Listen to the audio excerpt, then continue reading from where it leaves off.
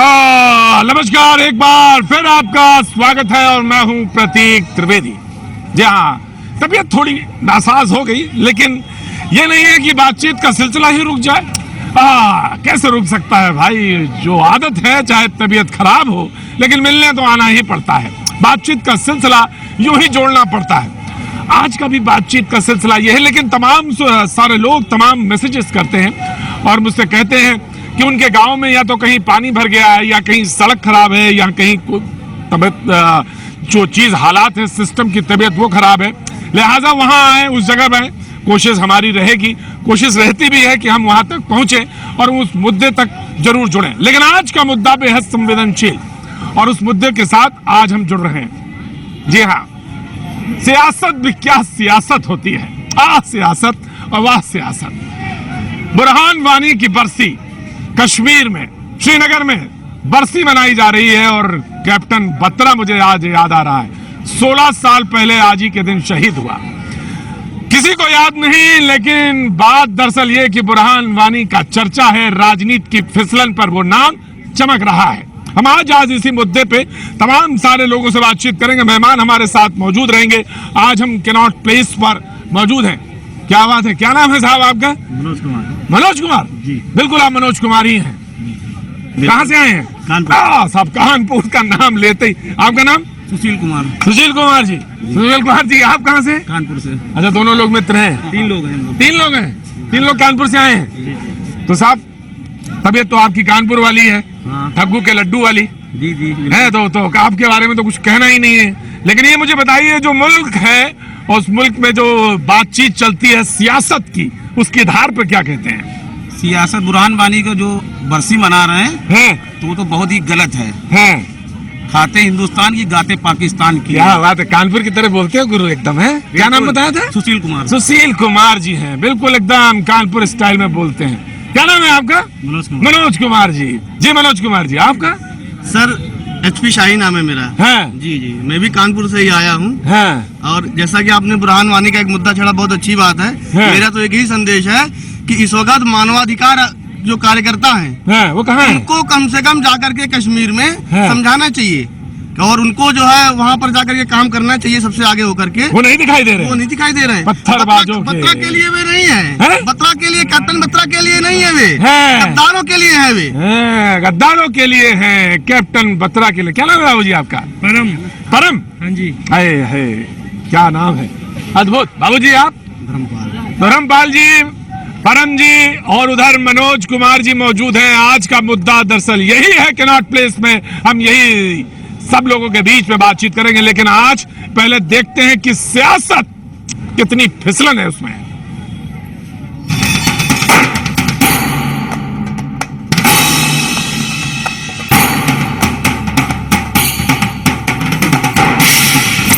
श्रीनगर की सड़कों पर पुलिस और सेना की गाड़ियां लगातार गश्त लगा रही हैं। घाटी में सुरक्षा बल हाई अलर्ट पर है। पिछले साल 8 जुलाई को सेना ने हिज्ब के आतंकी बुरहान वानी को मार गिराया था। आतंकी संगठन बुरहान की बरसी पर घाटी को दहलाने की साजिश रच सकते हैं। आतंकियों की इस मंशा को नाकाम करने के लिए जवान दिन रात पहरा दे रहे हैं। From the security point of view, चाहे वो नेशनल हाईवे पे है या साउथ कश्मीर में या श्रीनगर टाउन में, डाउनटाउन एरिया में, वहाँ सिक्योरिटी बीफ अप करी गई है और प्रिकॉशनरी मेजर के तौर पे रिस्ट्रिक्शंस लगाई गई हैं। इनके जो नापाक इरादे हैं देश के अहित में, देश के खिलाफ में, इससे सरकार अवगत है। गृह मंत्रालय भी इससे परिचित है, सरकार भी परिचित है। इसलिए उनके कुछ ऐलान से और ऐलान की हम प्रतीक्षा नहीं करते हैं। हम हर हमेशा वहाँ की आवाम को देश से जुड़े रहने के लिए, शांति बनाए रखने के लिए हमारा प्रयास रहता है, तो जारी रहेगा। सेना ने हाल के दिनों में आतंकियों के खिलाफ कई सफल ऑपरेशन चलाकर उन्हें मार गिराया है। लेकिन सेना की बहादुरी की तारीफ करने की बजाय कुछ नेता बुरहान जैसे आतंकियों को शांति दूत बताने की वकालत कर रहे हैं। मैं कहता कि बुरहान वानी को जिंदा रहना चाहिए। भारत की आपत्ति के बाद इंग्लैंड के बर्मिंघम में बुरहान वानी के समर्थन में होने वाली रैली रद्द कर दी गई है। लेकिन सियासत के लिए अलगाववादियों के सुर में सुर मिलाकर कुछ नेता ही आतंकी को हीरो बनाने में लग गए हैं। ये लोग हैं जिन्होंने भारतीय संविधान की और यहाँ के कॉन्स्टिट्यूशन की वो कसम खाई है, और कसम खाने के बाद भी इस प्रकार की बात करते हैं तो वो अपनी ही जो है बात को जो है काटते हैं, अपने आप को ही धोखा दे रहे हैं। 16 साल पहले आज ही के दिन पाकिस्तान के खिलाफ करगिल युद्ध में कैप्टन विक्रम बत्रा शहीद हुए थे, लेकिन देश का दुर्भाग्य है कि कश्मीर में राजनीति चमकाने के लिए नेताओं को परमवीर चक्र कैप्टन बत्रा के बलिदान से ज्यादा आतंकी बुरहान पीड़ित दिख रहा है।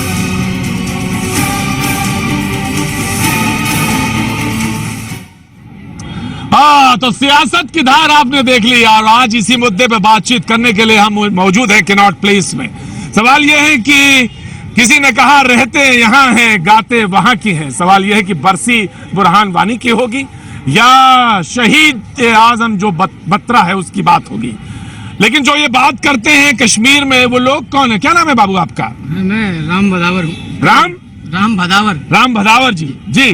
फौज की कविताएं पढ़ता हूँ राष्ट्रवाद के लिए। बताएं क्या सेवा कर सकता हूँ आपकी? ओज की कविता पढ़ते हैं और ऐसे मिल जाएंगे आप? तो हमें तो भरोसा ही नहीं था पहले तो। जी साहब, सुना है कुछ? क्या सुनना चाहते हैं आप? रोज ही सुनना चाहते। तो हिंदुस्तान के लिए बहुत अच्छा दिन है।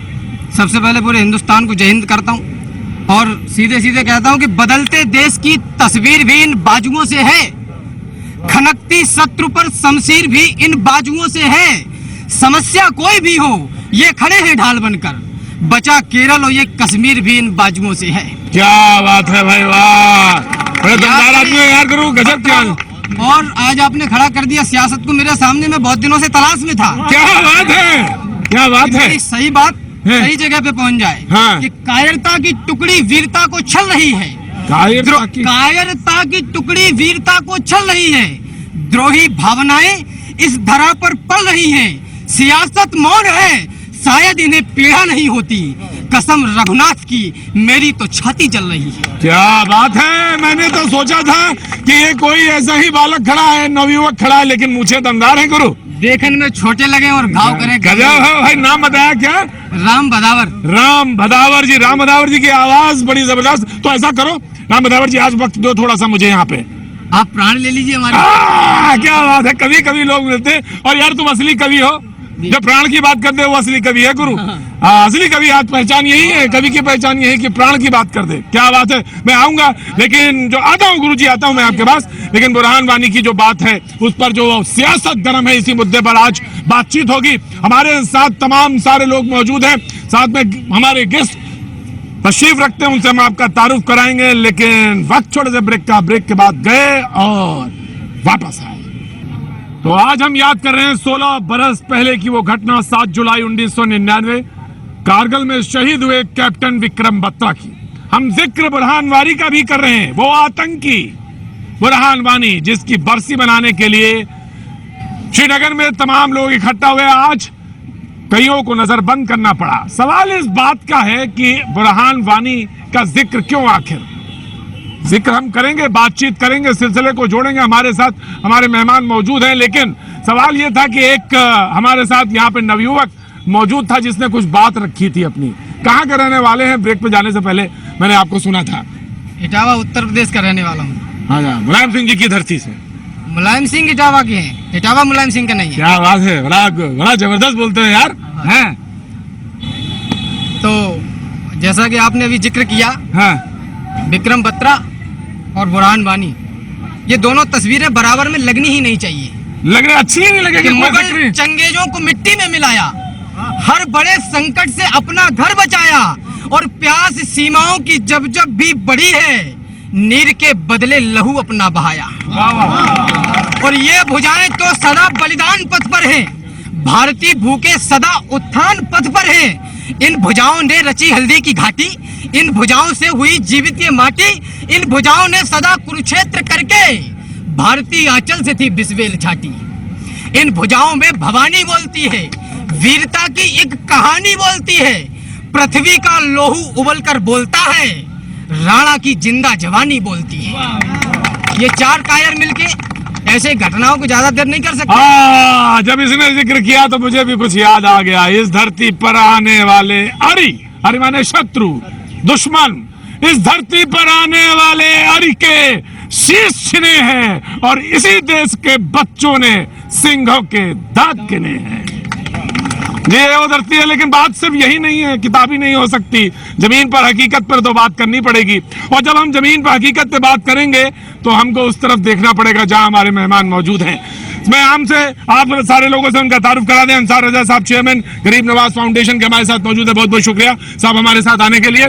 हमारे साथ आरपी सिंह साहब बीजेपी का पक्ष रखने के लिए मौजूद है। बहुत बहुत शुक्रिया साहब। आलोक शर्मा जी हमारे साथ कांग्रेस का पक्ष रखने के लिए मौजूद है। तमाम वो प्यारी जनता। बाबूजी क्या बात है, आपको देख लिया तो मुझे लगा कि आपसे पूछे बगैर तो बात ही नहीं बनेगी। क्या नाम है आपके साथ? मेरा नाम राजेंद्र गुप्ता है जी। राजेंद्र जी, जो मना रहे हैं बरसी, उन पे कुछ कहना चाहेंगे? किस चीज की बरसी? बुरहान वानी की। बुरहान वानी की बरसी जो मना रहे हैं, ये बड़ी खुशी की बात है कि हमारे सिक्योरिटी फोर्सेस ने उसको एलिमिनेट किया, उसको खत्म किया। वो आतंकवादी था और मैं उन सिक्योरिटी फोर्सेस को सलाम करता हूं जिन्होंने उसका खात्मा किया।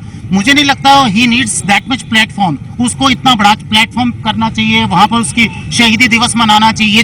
जो उसका सपोर्ट करते हैं, मुझे लगता है वो खुद आतंकवादी हैं जी, क्योंकि जो उसको शहीदी का दर्जा देते हैं वो खुद आतंकवादी हैं। खुद आतंकवादी होते हैं। सवाल यह है कि कांग्रेस के सैफुद्दीन सोज साहब ने एक बात कही, मेरे बस में होता तो मैं बुरहान वानी को जिंदा रखता, अगर मैं सत्ता में होता तो बुरहान को मरने नहीं देता, मैं बुरहान वानी से बात कर उसे समझाने की कोशिश करता, पाकिस्तान, कश्मीर और भारत के बीच दोस्ती का पुल बनाने की बात समझाता। आरपी सिंह साहब, मैं पहले कमेंट आपसे जानना चाहूंगा। मैं पहले बात आपसे जानना चाहूंगा, ये कांग्रेस के सैफुद्दीन सोज साहब कहते हैं। देखिए, मैं सोज साहब की सोच क्या है, मैं उस पर बहुत पुरानी सोच है उनकी और कई बार इस प्रकार की सोच आ चुकी है। और सोच साहब की नहीं, कांग्रेस के कई नेताओं की अलग अलग समय पर अलग अलग सोच इस पर है। इसमें से उनके यहाँ नेता हैं जो जाकर वहाँ पर जाकर गले मिलते हैं, कुछ कॉफी वॉफी पीते हैं, और वहाँ पर जब सिंह साहब खड़े हो जाएंगे, सिंह साहब खड़े हो सकते हैं। जी जी जी। जब मणिशंकर अय्यर साहब वहाँ जाकर कॉफी पीते हैं, और जब आर्मी पे कोई मजाक कसा जाता है और उस पर ठहाका लाकर हंसते हैं, तो भी उतना ही चुपता जितना सोच साहब की बात से चुपता है। पर विषय आज ये है कि आज कश्मीर में जो हो रहा है, जिस स्थिति में कश्मीर पहुंचा है, वो कहाँ और कैसे पहुंचा और किन कारणों से पहुंचा, और बुरहान वानी जैसे लोग क्यों खड़े हो पाए, ये इस पे सोचने की जनता है। ये कोई बुरहान वानी को ये नहीं कि पिछले 15 दिन में, महीने 2 महीने में, साल 2 साल नहीं हुए। ये बुरहान वानी के पीछे एक सोच है।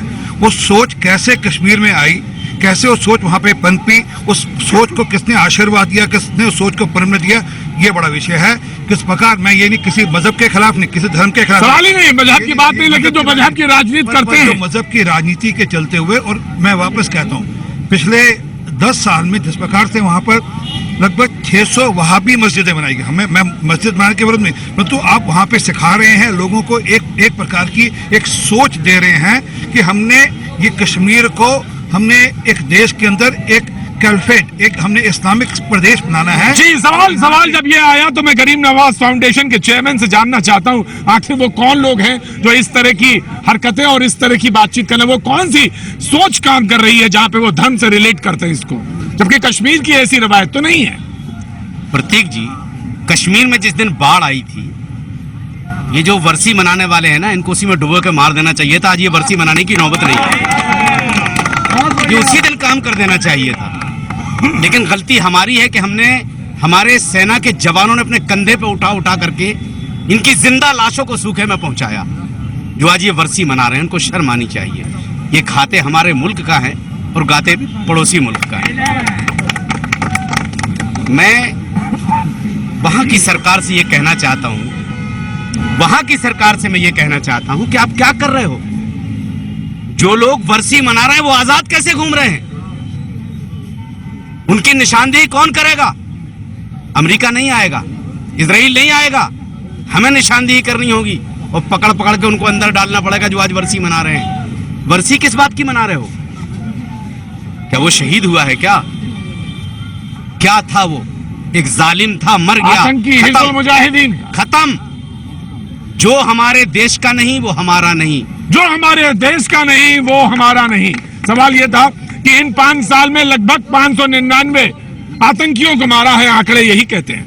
आलोक जी, मैं समझता हूँ आतंकवादी है, उसको मारा जाना चाहिए, लेकिन सरकार की विफलता। लेकिन जो सोच साहब कह रहे हैं वो, देखिए 2 विषय हैं सोच साहब ने जो कहा है। पहला कहा है कि अगर बातचीत से कोई अपने रास्ते पर आता है, मैं उस बात से सहमत हूँ।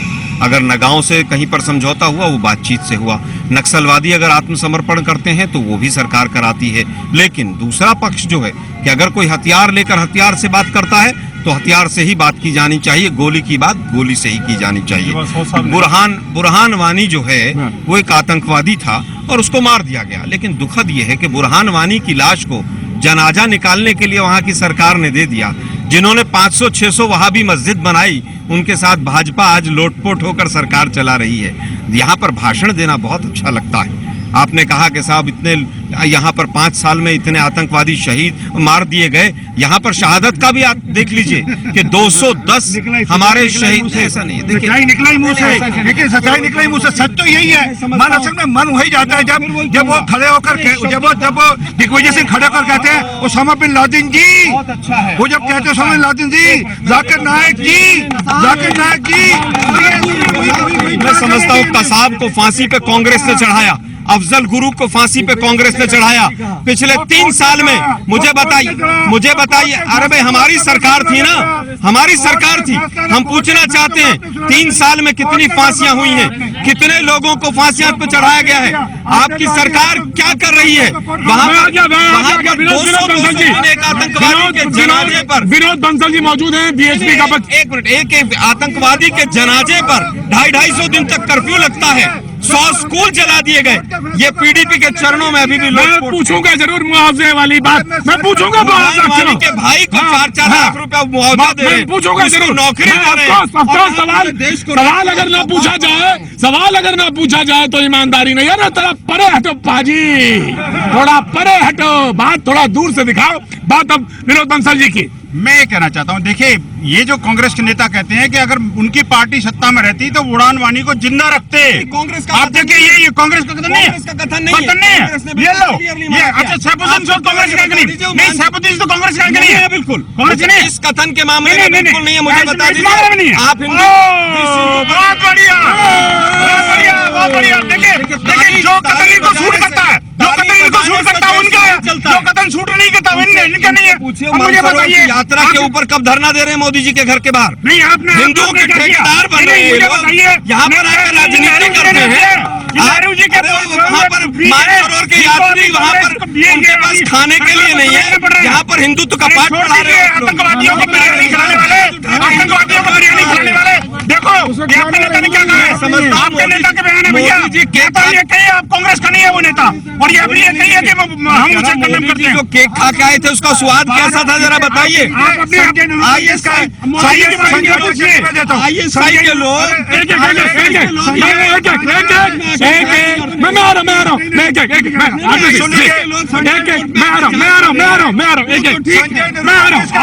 संजय रूपम ने कहा था फौज ने हमला ही नहीं किया। संजय रूपम था ना, किसी ने कहा था, वो किसका आदमी है? राहुल गांधी कहते हैं खून से हाथ सने हुए, वो किसके हैं? वो तो कांग्रेस के अध्यक्ष उपाध्यक्ष है, नेता है।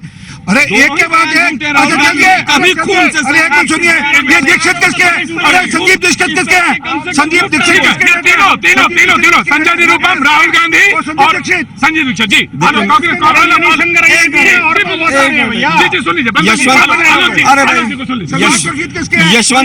यशवंत सिन्हा भी हैं, और जो पीडीपी से कॉमन मिनिमम प्रोग्राम है वो भी वही कहता है जो यहाँ के लोगों ने कहा है। मैं समझता हूँ संयम से काम लीजिए, जम्मू कश्मीर का बेड़ा गर्क कर दिया आप लोगों ने। वाह, पिछले 1 साल के अरे साहब कब तक रोते रहोगे? 70 साल जम्मू कश्मीर समस्या की जड़ी कांग्रेस है। जम्मू कश्मीर समस्या की जड़ आप जैसे हिंदुत्व के ठेकेदार मानसिकता नहीं होती, केवल ये कहना कि हिंदू स्थिति नहीं बनती।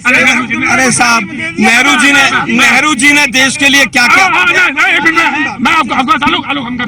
मैं केवल ये कह रहा हूँ, नेहरू जी के बारे में जो लोग बात करते हैं शायद उनकी चरणों की धूल के बराबर भी नहीं। चरणों की धूल के कारण से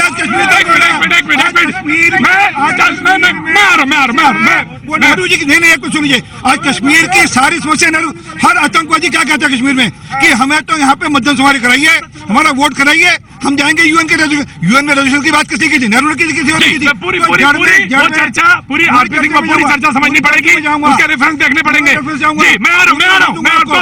जब से नेहरू जी ने उस समस्या में पानी और जड़ लगाया है, तब से वो भी आज इतना बड़ा फूल है, वो ठीक है फूट रहा है वहाँ पर वो बात। Of course Alok you can reply on this, on Nehru ji वाली बात। जी, मुझे लगता है कि इशू है बुरहान वानी का। बिल्कुल है। आप कांग्रेस और बीजेपी ने इस मुल्क को डुबा दिया है, फिर डुबाएंगे ये लोग। तो अभी आप बुरहान वानी पर रखिए कि आतंक का खात्मा कैसे इस मुल्क से हो, हमें उस बात पर डिबेट करनी चाहिए।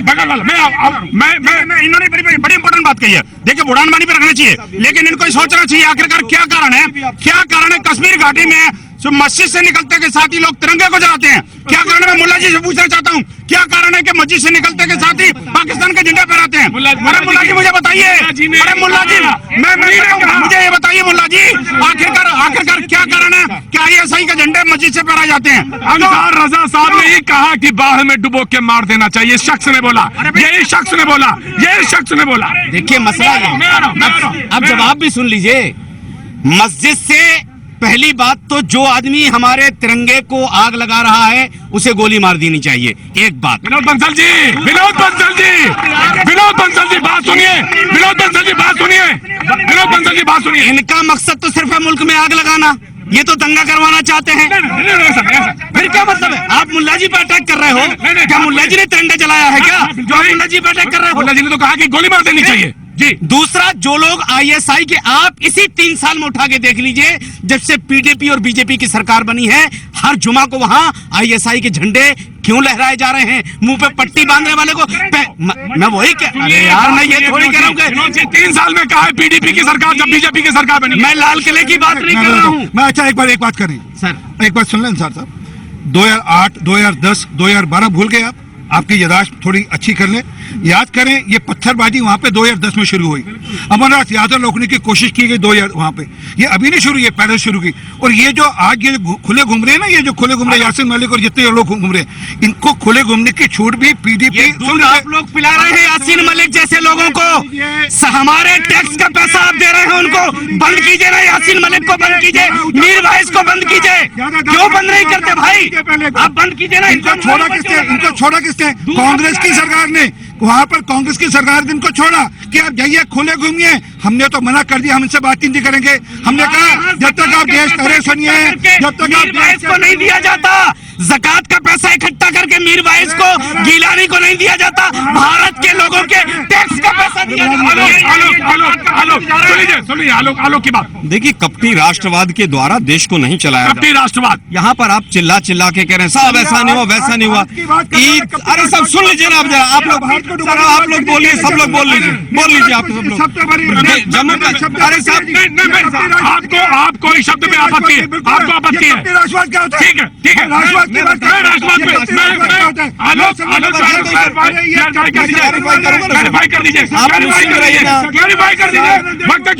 ब्रेक के बाद हम आएंगे और इसी बहस पर, इसी मुद्दे पर जनता कहाँ जाएगी? क्या बात है बाजी, एक बार आ गए आप फिर से। लेकिन थोड़ा जल्दी आया करो बाजी, ये लंबे ब्रेक अच्छे नहीं लगते ना, लोग यहाँ पर बेचैन हो जाते हैं। और जो तुम्हारी हमारी जो दूरी है ना, बस इसी में सब खलल पैदा हो जाते हैं। बहुत तेज यहाँ पर एकदम अंगार हो गया था, बड़ी मुश्किल से सब चीज ठीक हुई है। क्यों बाबू जी, क्या नाम है आपका? विजय। बहुत धीरे बोलते हैं आप, ऐसे ही बोलते हैं? घर में तो तेज बोलते हैं, यहाँ धीरे धीरे बोल रहे हैं। वहाँ पर भी ऐसे ही बोलते हैं, धीरे बोलते हैं, संयत बोलते हैं, एकदम विनम्र होके। तो क्या कहना है आपको कश्मीर में जो कुछ हो रहा है पत्थरबाजों पे? फिलहाल मेरे को उतना नॉलेज, में कल ही आया हूँ यहाँ। अच्छा, कश्मीर से नहीं, हाँ? मुंबई से। अच्छा जी, ठीक है।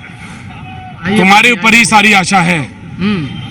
और वो जो उधर एकदम आग बबूला हो गए थे, क्या कहते हो भाई कवि महोदय? मैं तो बस इतना ही कहता हूँ भाई साहब कि कोई हिंदू, कोई मुसलमान, कोई राजनीति का ठाट बना, अपने अपने के चक्कर में भारत मछली की हाट बना। क्या बात है गुरु, अपने चक्कर में भारत मछली की हाट बना। भाई साहब, सोने की चिड़िया को आपने भिखारी का घर बना के रख दिया। आज बुरहान वानी है, उनको हीरो बनाया, कल किसी और को बनाएंगे, ये सब चलता रहेगा। मैं बस इतना कहना चाहता हूँ कि यार राजनीति के योद्धाओं, पैगाम भेजना बंद करो, प्रेम पत्र उस कायरता के नाम भेजना बंद करो। सिंहो गर्जो, इतना कह दो कायर कुबुद्ध मक्कारों से। संवादों का चलन छोड़कर बात करो हथियारों से। और राजनीति जिस दिन सेना के हाथ बांधना छोड़ेगी, राजनीति जिस दिन सेना के हाथ बांधना छोड़ेगी, उस दिन सेना दुनिया भर के चक्रव्यूहों को तोड़ेगी। उस दिन सारा विश्व हमारा खुलकर के सत्कार करेगा। कोना कोना इस धरती का भारत की जयकार करेगा। क्या बात है? मेरे कवि, कोना कोना इस धरती का भारत की जयकार करेगा। और देखिए साहब कि 70 बरस गवाए हमने शांति बहाली करने में, या इसको ऐसे कह ले अपनी बदहाली करने में। और 70 बरस गवाकर क्या हम पूंछ को सीधी कर पाए? हमें बता दो विष प्याले में क्या हम अमृत भर पाए? और 70 बरस गवाकर केवल खंजर आया हिस्से में, और शहीदों की लाशों का मंजर आया हिस्से में। 70 बरस गवाए हमने और केवल बलिदान दिया, घाव लिए अपने सीने पर, उसको मरहम दान दिया। क्या बात है गुरु, क्या बात है। आज मुझे इसी चौराहे पे फुटपाथ पर कहता हूँ ना साहब, कभी कभी हीरे मिलते हैं, बहुत मजा आया भाई, कभी भाई बहुत, और फिर कभी जल्दी मुलाकात होगी, कोई लपेटे जैसी चीज में जरूर मुलाकात होगी गुरु। कश्मीर के हालात थोड़े सुधर जाएं, कश्मीर के हमारे जवान, तुमको एक साथ मैं और तुम दोनों लोग चल के वहीं पे लाल बाजार में वहीं पे कविता पाठ कराएंगे तुम्हारा। क्या बात है, क्या बात है। काश नहीं, यही बात होगी। सवाल इस बात का है कि यहाँ पर, जी महोदय आप बात करना चाह रहे थे, जी बोलिए। सर मैं मोदी जी के कार्यशैली का बहुत बड़ा प्रशंसक हूँ। अच्छा, उसके बाद भी मगर मैं यहाँ पे कोई है जो नहीं है? नहीं सर, फिर भी मेरा क्वेश्चन है कि सर कि कश्मीर नीति में सर उनका क्या है, वो जबकि फुल मेजोरिटी में है। आज बुरहान वानी का अगर वहाँ पे रैली निकाला गया तो ऐसा कैसे संभव हो गया, जब दोनों जगह केंद्र और वहाँ पे बीजेपी की सरकार है? तो सर इसके पीछे क्या नीति है सर, ये बात सर मैं जानना चाहूँगा। बीजेपी के सर नेताओं से मैं जानना चाहूँगा, क्योंकि मैं उसका बड़ा प्रशंसक हूँ, मगर फिर भी ऐसी परिस्थितियाँ उत्पन्न क्यों होने देते हैं? इनके पीछे की नीति क्या है, क्या वर्क किया जा रहा है इन्हें रोकने के लिए? सर बहुत बर्दाश्त कर लिया गुस्सा सर। आनंद मोहन, मैं सर बिहार के पूर्णिया जिले का हूँ और इतनी दूर से आया हूँ, काफी गुस्से में सर। अगर बीजेपी है सर, अब आधे से अधिक समय निकल गया है, ये सर आने वाले दिनों में जनता मोदी जी से ये सवाल करेगी। आनंद मोहन झा, आनंद मोहन पहले मुझसे गले मिलो तो आधा गुस्सा तो तुम्हारा खत्म कर देता हूँ मैं। आधा गुस्सा तुम्हारा, भैया जी कहीं का मैं बहुत बड़ा प्रशंसक हूँ। आधा गुस्सा तो क्या, लेकिन सवाल जायज है, जायज सवाल है, जायज सवाल है। मैं अंसार रजा, फिर मैं आता हूँ कांग्रेस पर। देखिए, मोदी जी ने जो भी काम किए हैं वो अपनी जगह है, लेकिन कश्मीर के मामले में फेल हो गए हैं। इसमें कोई शक व शुबा की गुंजाइश नहीं है। कैसे हिम्मत पड़ गई किसी के हमारे सेना के जवानों के ऊपर पत्थर उठाने की? कैसे हिम्मत पड़ गई? हम क्या सो रहे थे? आप गुनहगार खाली उनको नहीं कीजिए। देखिए, जितना गुनहगार जालिम होता है उतना ही जुल्म सहने वाला भी गुनहगार होता है। आखिर क्यों उनकी हिम्मत पड़ गई कि वो पत्थर उठा उठा के मार रहे हैं? हमारी नीति कहाँ चली गई, वो भी कश्मीर के मामले में? क्या ऐसा तो नहीं है कि अंदरूनी खाना कुछ और मामलात हो और पब्लिक को जुझाया जा रहा हो? कश्मीर हिंदुस्तान की जन्नत कहा जाता है, उसको मोदी जी जैसा दानिशवर आदमी बर्बाद करवा रहा है और आंखों देखी बात हो रही है। नहीं, ये बर्बाद करने वाले लोग कौन हैं? ये जरा मुल्ला जी से पूछो। आखिरकार वही तो लोग हैं जो टोपी लगा के चलते हैं, वही तो लोग हैं जो शुक्रवार को नमाज पढ़ के निकलते हैं। आखिरकार वही तो लोग हैं, आखिरकार वही तो लोग हैं पाकिस्तान का राग रखते हैं। मुल्क आपके मुल्क के लोग हैं, वो आपके मुल्क के लोग हैं। आप अगर प्यार नहीं करेंगे तो कैसे होगा? आपके मुल्क के लोग हैं, हम आई ऑब्जेक्ट। ज्यादा प्यार कोई नहीं करता, लेकिन ये जो लोग हैं जो अलगाव फैलाते हैं, कतरी करनी में अंतर है भाई, कतरी करनी में अंतर है। नहीं बाबा, नहीं बंसल साहब, मैं आई ऑब्जेक्ट। आलोक जी मैं आ रहा हूँ आपके पास। मैं समझता हूँ जिस शो में इस तरह की शब्दावली का इस्तेमाल हो तो मैं बीजेपी की सरकार को बधाई देना चाहूंगा। जम्मू कश्मीर में बहुत शांति है, एक लाल किला और एक कुतुब मीनार नए और बन रहे हैं वहां पर, और पूरे हिंदुस्तान में अमन चैन हो गया है। जम्मू कश्मीर में कोई शहादत नहीं हो रही, बुरहान वानी का कोई जनाजा नहीं निकल रहा है, एक भी पत्थरबाज कश्मीर में नहीं बचा है। मैं बीजेपी को, सरकार को और खास तौर पर विश्व हिंदू परिषद को बहुत बहुत बधाई देता हूँ। Want to comment? आप कहना चाहेंगे? देखिए, आप जो बंसल साहब इतना बोलते क्यों हैं आप? प्रतीक जी मैं कह रहा हूँ, देखिए जिसका सब कुछ लुट गया हो वो इसके अलावा कुछ क्या बोल सकता है? अब देखिए, जनता को धमका रहे हैं या जनता में आकर के, ये कांग्रेस की नीति है, कांग्रेस की नीति है। देखिए मैं बात कर रहा हूँ, देखिए आतंकवाद के मामले में राजनीति नहीं होनी चाहिए। मैं कहता हूँ कश्मीर घाटी के लिए जिस तरह से कांग्रेसी नेता बयान दे रहे हैं वो देश के लिए घातक है। इसमें एक मिनट नारेबाजी नहीं होगी यहाँ पे, वरना शो बंद कर दूंगा मैं 2 मिनट के अंदर। नारेबाजी नहीं होगी जी। देखिए मैं कहता हूँ, देखिए कश्मीर के मामले में किसी भी तरह की राजनीति नहीं होनी चाहिए। मैं कहता हूँ कश्मीर घाटी है, आपको बयान भी नहीं देने चाहिए ऐसे। आपको ऐसे बयान भी नहीं देने चाहिए। बिल्कुल मुझे इनका नाम पहले बंसल साहब, इनका नाम अंसार रजा है, इनका नाम अंसार रजा है, और मैं चाहूंगा कि अंसार रजा ही आप बोले। मैं चाहूंगा आपसे, मैं कहता हूँ बिल्कुल अंसार राजा जी, अंसार राजा अगर ये अपने आप को उनसे एसोसिएट करके तो ठीक है, तो कोई बात नहीं। मैं कहता हूँ नहीं, मैं कहता हूँ मुझे बताइए जितने भी कश्मीर घाटी के अंदर प्रदर्शन होते हैं शुक्रवार को क्यों शुरू होते हैं भाई? आखिरकार नमाज पढ़ने के बाद क्यों शुरू होते हैं? ये मुल्ला जी हैं, इनको पता रहना चाहिए कम से कम। नहीं, अंसार रजा साहब को मैं फिर बंसल साहब कह रहा हूँ, अंसार रजा साहब को आखिरकार क्या पढ़ाया जाता है? मस्जिद में ये पढ़ाया जाता है कि अपने पड़ोसी से ऐसा सुलूक करो जैसा अपने भाई के साथ कर रहे हो। मस्जिद में ये पढ़ाया जाता है।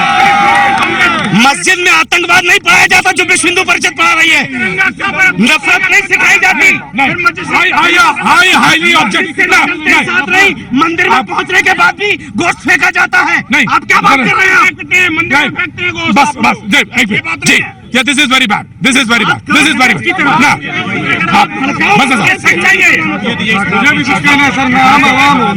मैं तुम्ही से पूछूंगा, आम शहरी से आपकी बात पे। मैं ये पूछना चाहता हूँ कि 47 में जब हम इस मुल्क में रुके तो कोई जोर और जबरदस्त